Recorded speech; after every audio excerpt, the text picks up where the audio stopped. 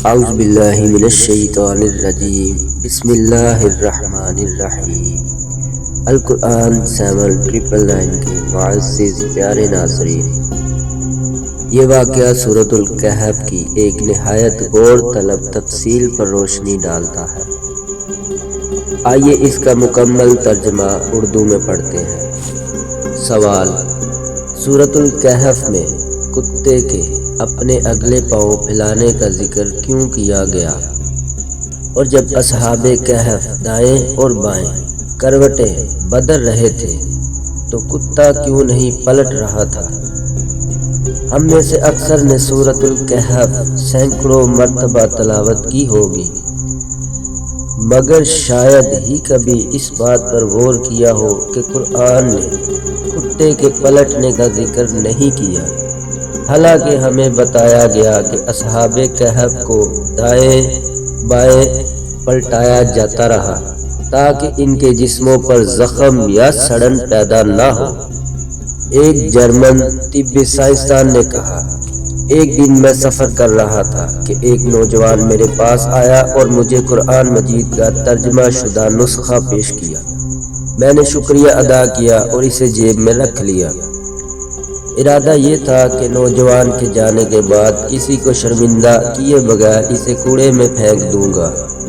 میں اسے بھول گیا اور جہاز میں سوار ہو گیا۔ پرواز طویل اور بور تھی۔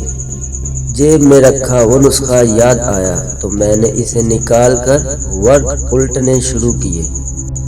میری نظر سورۃ الکہف پر پڑی تو میں نے پڑھنا شروع کیا اور 2 آیات نے میری توجہ اپنی طرف کر لی۔ اللہ تعالیٰ فرماتا ہے، اور تم دیکھتے کہ جب سورج طلوع ہوتا تو ان کے غار سے دائیں طرف ہٹ جاتا تھا، اور جب غروب ہوتا تو ان سے بائیں طرف کتراتا ہوا نکل جاتا تھا، اور وہ غار کے کشادہ حصے میں تھے۔ یہ اللہ کی نشانیوں میں سے ہے، جسے اللہ ہدایت دے وہی ہدایت پانے والا ہے، اور جسے وہ گمراہ کر دے تو تم اس کے لیے کوئی کارساز نہیں پاؤ گے۔ سورۃ الکہف آیت نمبر 17۔ اور تم خیال کرتے کہ وہ جاگ رہے ہیں، حالانکہ وہ سو رہے تھے، اور ہم انہیں دائیں اور بائیں کروٹ دلاتے رہے، اور ان کا کتا غار کے دہانے پر اپنے اگلے پاؤں پھیلائے ہوئے تھا۔ اگر تم انہیں دیکھ لیتے تو ضرور پیٹھ پھیر کر بھاگ جاتے اور تمہیں ان سے خوف آ جاتا۔ سورۃ الکہف آیت نمبر 18۔ ڈاکٹر نے کہا، یہ تو سمجھ میں آتا ہے کہ انہیں نیند کے دوران پلٹایا جا رہا تھا تاکہ ان کے جسموں پر زخم یا سڑن نہ بنے، کیونکہ وہ لمبے عرصے تک ایک ہی حالت میں تھے۔ لیکن مجھے جس بات نے حیران کیا وہ پچھلی آیت تھی، جس میں بتایا گیا کہ سورج کی روشنی غار میں داخل ہوتی تھی، مگر ان کے جسموں پر براہ راست نہیں پڑتی تھی۔ اس کا مطلب یہ ہے کہ سورج کی شعاعیں روز غار میں آتی تھی، مگر انہیں براہ راست نہیں چھوتی تھی۔ ڈاکٹر نے کہا، طبی طور پر یہ بات ثابت ہے کہ اگر کسی مریض کو طویل عرصہ تک ایک ہی حالت میں رہنا پڑے، جسم پر زخم نہ بننے کے لیے جگہ ہوادار ہونی چاہیے اور بالواسطہ سورج کی روشنی ہونی چاہیے، لیکن براہ راست دھوپ نہیں پڑنی چاہیے۔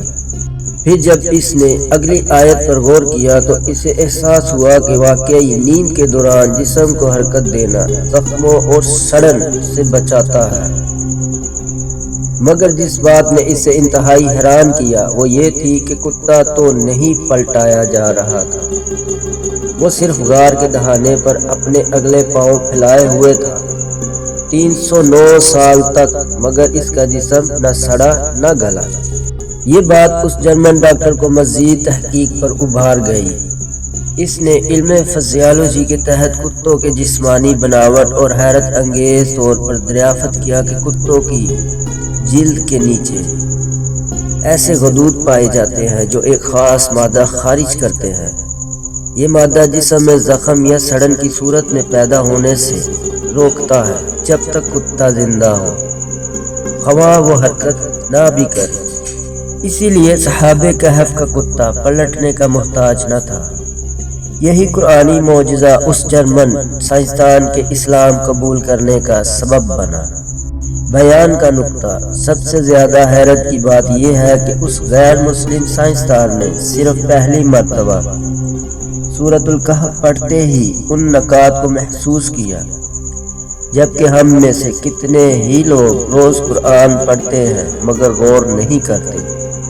اللہ تعالیٰ نے خود قرآن میں فرمایا، یہ ایک بابرکت کتاب ہے جو ہم نے تم پر نازل کی ہے تاکہ لوگ اس کی آیات پر غور کریں اور عقل والے نصیحت حاصل کریں۔ امید کرتا ہوں آپ کو یہ ویڈیو اچھی لگی ہوگی۔ القرآن 7999 کو سبسکرائب، لائک، شیئر اور کمنٹ کرنا نہ بھولیے گا۔ دعاؤں میں یاد رکھیے گا۔ انشاءاللہ آپ کو ملتے ہیں نیکسٹ ویڈیو کے ساتھ۔ تب تک کے لیے اللہ حافظ۔